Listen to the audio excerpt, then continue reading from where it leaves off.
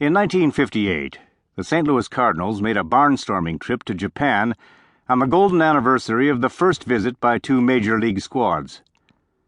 Among the Cardinals' entourage was Stan Musial, about to turn 38, old by baseball standards, but still exhibiting his characteristic smile and convoluted batting stance.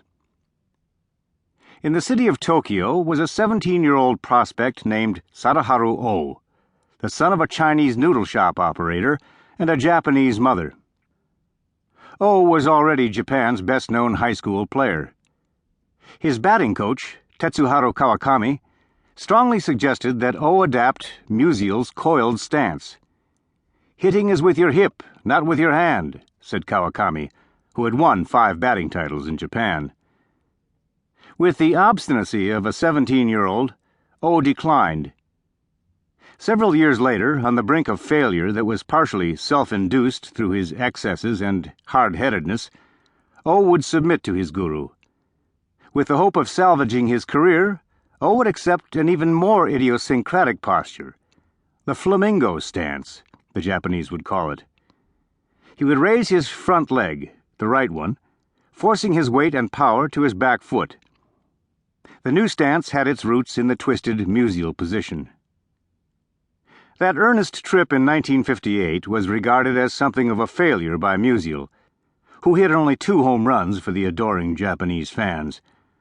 "I was tired, worn out after the regular season," Musial would recall 30 years later. "I'm sorry they couldn't have seen me earlier." Yet the trip by the Cardinals would help produce the greatest home run hitter in the history of baseball, as Sadaharu Oh would eventually hit 868 home runs. Years later, Musial and Oh would meet, shake hands, and bow to each other, left-handed sluggers from opposite shores, comrades in unorthodoxy. This is the beauty of baseball.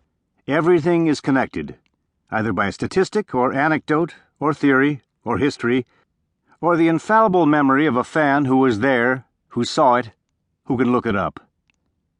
It is possible to sit in the ballpark, not the stadium, not the arena, but the ballpark, a homey title claimed only by baseball, and, during the process of one game, watch several overlapping games, overlapping generations and histories all at once.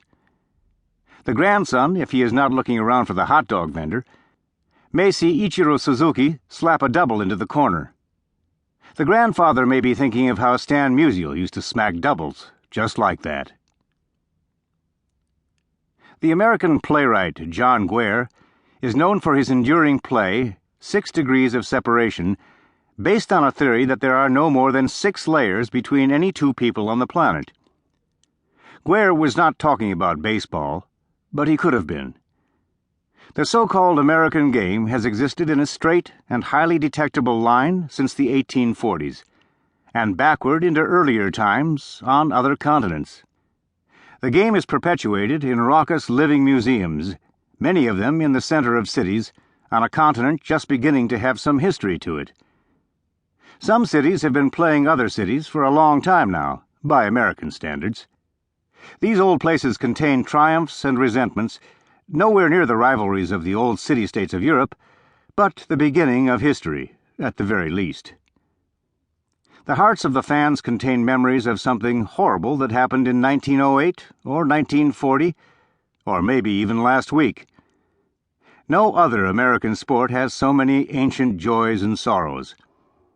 It sounds overbearingly cutesy when sports writers in Boston refer to the Red Sox as "ye old town team," yet in that marvelous October of 2004, the Sox labored under a cloud of communal frustration dating back to 1918, when Babe Ruth pitched the Sox to a championship and was soon sold to the New York Yankees.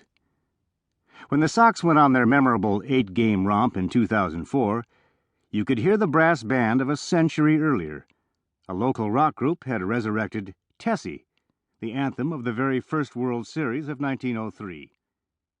Baseball's history echoed in vibrant Fenway Park.